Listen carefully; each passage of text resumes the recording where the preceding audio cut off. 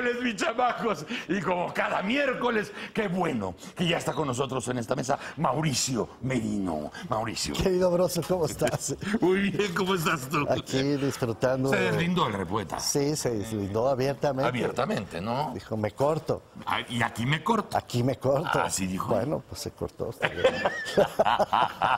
Marisa, doctor, Hola, ¿cómo están? Qué Querido gusto maestro, verlos. ¿cómo está? Muy bien, por Oye, fortuna. ¿qué traes hoy? Pues fíjate que, bueno, recordarán que la semana pasada comentamos este informe sobre justicia cotidiana que presentó el CIDE y, bueno, que se refiere a la justicia que no sucede, infortunadamente, en las relaciones que mantenemos los mexicanos, las mexicanas todos los días. Pero esta vez tuve tiempo de revisar con detalle un producto que recientemente publicó en abril apenas de este año la Universidad de las Américas en Puebla, De la UTLAP, impunidad. de la impunidad. Ah, sí. Lo había yo visto en prensa varias veces comentado, en fin, pero no había yo, que te lo confieso, no había tenido tiempo de leerlo con cuidado y esta vez lo tuve. ¿Qué te pareció? Pues me gustó mucho, por eso decidí traerlo a la mesa. Creo que, en fin, la UTLAP es una institución. Por cierto, no cabe duda que las instituciones tienen sus propias tradiciones, ¿no? Sí. Y una de estas tradiciones es que uno de los rectores de la UTLAP fue Enrique Cárdenas, del que tanto hemos hablado aquí, Claro. que ahora está en la Fundación Espinosa Iglesias. Sí, ¿no? sí. Ahora está Luis Ernesto Derbez Claro. como rector de la UTLAP. Y este estudio lo coordinaron Juan Antonio Leclerc Ortega y Gerardo Rodríguez Sánchez Lara, dos con un amplísimo equipo de investigación también. ¿Por qué me gusta el reporte global de impunidad? Así se llama, Índice Global de Impunidad. Sí. Bueno, primero porque está hecho por una universidad mexicana y es un acto de audacia. Normalmente estos reportes globales que tienen vocación mundial, pues los leemos de fundaciones internacionales, entendidas estas como extranjeras, no mexicanas. Sí. Lo leemos de universidades de los Estados Unidos o de Europa muy acreditadas. No es frecuente que una universidad mexicana decida ir a hacer una revisión global con todos los riesgos que eso supone. Es un riesgo, claro. Y la verdad es que ellos lo hicieron y mis respetos Y además intelectuales, comentaba- solo en principio por ese riesgo. Comentaba Luis Ernesto Derbez, a propósito de eso, decía como para dejar claro, porque me parece que lo dijo en una conferencia de prensa, dijo este informe que estamos dando no son nuestros puntos de vista ni nuestras opiniones, No. ni decirles cómo la vemos desde acá, son datos duros. Sí, ahora, yo me atrevería a contradecir con mucho respeto al señor rector, Sí. porque cuando uno hace un índice, sí toma datos duros, en este caso toma los datos que reportan los países ante la Organización de las Naciones Unidas, en varias de las oficinas, en particular de las, por ejemplo, la Oficina de Naciones Unidas contra las Drogas y el Delito, entre otras, pero toman información oficial que los países pues tienen obligación de poner ante la ONU, eso es cierto. Y de esos 193 Estados miembros de la ONU, ellos lo reportan, más 14 territorios, solamente encontraron información suficiente para formar este índice de 59 países del mundo que integran el índice global de impunidad. Es interesante la diferencia porque 134 países que tienen membresía ante Naciones Unidas no reportan estadísticas sobre seguridad y justicia, dicen ellos, pues que permitan hacer una evaluación razonable. Así que a esos 134 países del mundo, no es poca cosa, los clasifican como impunidad estadística y problemas estructurales. Sí. En realidad están diciendo de aquí, pues con la pena no tuvimos información de un montón de países. Por cierto, no triviales, Australia, Brasil, China, India, Indonesia, Nigeria, Sudáfrica, dice este reporte, no están informando de manera sistemática a las Naciones Unidas sus datos en materia de seguridad y justicia, por lo que no fueron incluidos en el reporte, pero no es poca cosa, ¿eh? No. Pienso en pues, nada menos, India, Brasil, Australia. China, pero los BRICS famosos, Claro, ¿no? Brasil, China, India, entre ellos, que no están reportando qué pasa con sus sistemas de justicia. No es un dato menor el que presentan. Ahora, ¿cómo lo trabajaron? Pues proponen una metodología, por eso me atrevería yo a desdecir al señor rector, porque no es solamente tomar los datos que toma la ONU y arrojarlos al informe, no, hicieron un trabajo intelectual. Estoy reprochando al rector en su provecho, no en su contra, porque este equipo de investigación hizo una muy fina disección de los datos presentados por la ONU para construir indicadores en 3 grandes ámbitos. Uno que llaman estructural, es decir, cuáles son las estructuras, las instituciones que cada uno de los países del mundo tiene para afrontar el fenómeno de la impunidad. Otro que es funcional, en donde se registran si realmente están operando estas estructuras o no. Y uno más de derechos humanos. Y para eso, 3 grandes dimensiones, detectan hasta 23 distintos indicadores que ellos construyen, tomando los datos de la ONU, pero la construcción metodológica, y por eso aplaudo la audacia de la UDLAP de Puebla, pues fue construir esta metodología. Por ejemplo, preguntan qué personal de policía hay por cada 100,000 habitantes. ¿Cuántos reclusos hay en las cárceles entre la capacidad real penitenciaria de cada país? ¿Qué personal carcelario tienen entre el total de los penales? ¿Qué personal hay respecto al número de reclusos? Se preguntan cuántos jueces, cuántos magistrados profesionales hay por cada 100,000 habitantes, cuántas personas, esto es interesante, contra las que se iniciaron causas frente a tribunales, tuvieron contacto formal con la policía. Este es un dato que no es trivial. Si la policía ha actuado directamente para, digamos, iniciar un proceso que debería concluir en el sistema judicial, o si la policía misma, por así decirlo, entró en contacto con fenómenos de violencia, de delitos, y ahí concluyó el asunto. Claro. Eso hace que países como Estados Unidos de América salgan muy mal parados en el índice global de impunidad, porque el índice detecta algo que la prensa internacional ha estado, como bien sabemos, saliendo sistemáticamente, que es que la policía de los Estados Unidos actúa de motu propio, digamos, con mucha más frecuencia. Anda muy fuera de control. Anda medio fuera de control y por eso es que ha generado los enormes conflictos en varios raciales y sistemáticos ya. Y el índice lo detecta con datos duros. La policía en Estados Unidos no tiene un índice alto de tomar a los que supuestamente estarían cometiendo un crimen y llevarlos ante la justicia, sino que actúa de manera directa y muchas veces... ¿Qué es lo que tú aplaudes en este trabajo? Sí. O sea, todo lo que se allegaron de datos vía las Naciones Unidas, cómo hacer el diseño y cómo construir el protocolo. Así es. Esto sí es de ellos. Para que puedas digerir de forma muy puntual cada uno de los temas que vas a revisar. Tal cual. Personas contra las que se iniciaron juicios, encarcelados entre condenados, porcentaje de encarcelados sin sentencia. En fin, la verdad es que hicieron un trabajo metodológico espléndido. Entonces, permite hacer estas comparaciones, llama la atención, la verdad, que... nuestra calificación.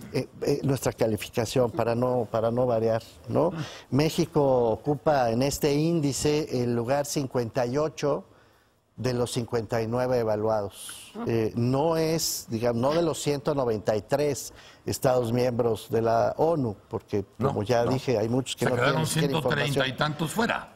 Se quedaron 134 fuera, de los 59 que sí pudieron ser comparados, y afortunadamente México ocupa el penúltimo lugar, solamente arriba de Filipinas, que tiene pues una posición mucho menor todavía. Sí. Ahora, ¿por qué México con estos indicadores sale tan mal parado en lo que han hecho los investigadores de la UTLAP, básicamente por 3 razones que me parecen muy relevantes. La primera es que México necesita tener más jueces dentro del sistema de justicia, pero también necesita concluir sus procesos de investigación judicial una vez que interviene el Ministerio Público. Hay aquí, déjame explicarlo así, en la visión de este índice, una mirada de todo el recorrido de la justicia, esta vez entendida en su plano penal. Sí. No como el que vimos la semana pasada, esta vez en el plano penal. Entonces, cuando alguien está cometiendo un crimen, o presuntamente está cometiendo un delito, e interviene la policía debe iniciar procedimientos formales para poder poner a disposición de quienes están cometiendo esos crímenes en el proceso de la justicia, el Ministerio Público. A su vez debe integrar los expedientes correctos para poder llevar a estos individuos a juicio. Los juicios, los jueces tienen que ser suficientemente expeditos y, apenas si tengo que decir la redundancia deliberada, justos. Los juicios tienen que ser justos, como es evidente, claro, y rápidos. Y finalmente se tienen, en su caso, que purgar las penas en el sistema penitenciario. Todo esto tiene que suceder además en el marco del debido proceso, debe suceder en el marco del apego a la ley, desde que tú detectas al delincuente hasta que el delincuente, una vez sentenciado, purga su pena.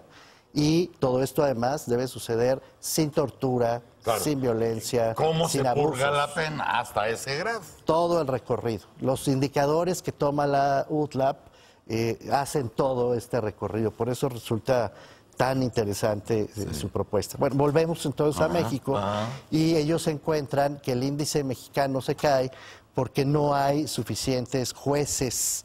México cuenta con solo, dicen ellos, 4 jueces por cada 100,000 habitantes, cifra muy menor al promedio global. Croacia es el país que tiene el índice más bajo de impunidad y tiene 45 jueces por cada 100,000 habitantes. 4 jueces en México contra 45 por cada 100,000 habitantes. Y una nación nueva, digámoslo, con una gran historia, pero una nación que se acaba de formar hace escasos años. Es interesante, ¿no? Hombre. Sí, ¿cómo no? Ahora, la funcionalidad del sistema. Van al índice y entonces encuentran que México también se cae en el índice porque casi la mitad de su población, un problema que ya hemos señalado varias veces, la mitad de la población detenida en reclusorios está sin sentencia, 46%. Fíjate más. Y por cierto, añado algo que no está en el índice, pero va por mi cuenta. La gran mayoría de estas personas por delitos patrimoniales de muy poco monto. Es decir, se han robado cositas en los supermercados, muchísima población que está sin sentencia en los reclusorios mexicanos está por delitos patrimoniales. Ya están esperando que algún día los juzguen porque se robaron 5,000 pesos en un supermercado. 46%. 46% del total de la población que hay, población penitenciaria detenida en México, no tiene sentencia. De ahí la desesperación de tener más jueces y de tener mejores jueces. Pero también la desesperación, por ejemplo, hay poca correspondencia, dice el informe, para México, entre la cantidad de personas encarceladas por homicidios, este es un delito grave, concreto, respecto a los casos denunciados por este delito. La correlación entre las personas que están realmente detenidas, encarceladas y aún menor sentenciadas por homicidios, ya sabemos, este es el famoso índice de impunidad, pues es de más del 90%. Entonces se denuncian delitos de homicidio, pero no se integra el expediente, no se persigue, no acaban en la cárcel. Y dice además que hay un número muy reducido de capacidad de atención en las averiguaciones que se integran. No se queja, sin embargo, el índice para el caso mexicano del número de policías. Mira qué paradoja. Dice literalmente, en cuanto a la estructura de los sistemas de seguridad, ellos estudian estructura de seguridad, estructura de justicia y luego derechos humanos. En cuanto a sistemas de seguridad, dice, que ha habido, reconoce un esfuerzo gubernamental de crecimiento del cuerpo policíaco en México. Hay 355 policías en México por cada 100,000 habitantes, que está muy cerca del promedio de 332 policías por cada 100,000 habitantes que hay en el resto del mundo. ¿Cuál es el problema? Añado por mi cuenta. Pues que tenemos un montón de policías que no producen un sistema de justicia. Los policías, pues sí, pueden ser muchos, pero una vez que estos detienen a algún presunto delincuente, la integración de los expedientes, es decir, el Ministerio Público, la policía ministerial de este país, tiene graves deficiencias estructurales, no está consolidado para ellos, empezando por PGR, un buen sistema profesional de carrera. En realidad actúan, nos consta, varias investigaciones, actúan de manera muy presionada, bajo altísimos índices de estrés y de riesgo, sin tener la garantía de que su trabajo pueda, ni siquiera por las propias instituciones en las que laboran, ser suficientemente protegido. O sea, es el número adecuado de policías. Pero sí, exactamente, pero o bordando en el vacío o en la línea. ¿Cuál es el problema? En el filo de la navaja. Se están jugando la vida y entonces cuando van al Ministerio Público, el número de casos que eventualmente han logrado atrapar en calle, por así decir, no pasan por una averiguación previa correctamente integrada. Debido al proceso. ¿Por qué no? Porque tampoco tenemos suficiente personal capacitado, profesional, de largo aliento, con las garantías institucionales para hacer esas investigaciones de los crímenes que se van cometiendo. Y al final quedan libres. Entonces se integran mal, se integran tarde. Estos individuos van de todas maneras a la cárcel. O quedan libres o quedan en la cárcel sin sentencia. Quedan en la cárcel esperando que haya un juez que por fin les produzca una sentencia. Pueden pasar años en la cárcel, sobrepoblando las cárceles además, con todo lo que eso significa en contra de la defensa de los derechos humanos, de la dignidad más elemental de las personas que acaban en la cárcel hacinadas y viviendo verdaderos horrores. Con todos los vicios y con todos los mercados negros. Controles de las cárceles por los propios reclusos, alianzas, contubernios entre los individuos que vigilan los custodios y los reclusos. Todo esto hace que al final del día el índice de impunidad mexicano pues, sea enorme, sea el penúltimo lugar de todos los estudiados. ¿Cómo atacarlo? Pues ahí están haciendo recomendaciones que me parecen muy sensatas, debatibles si tú quieres, pero por supuesto que necesitamos profesionalizar al Ministerio Público de este país. Sí. Pero urge además. Necesitamos que haya un mayor número de jueces y aplicar el famoso sistema penal acusatorio con más jueces capacitados.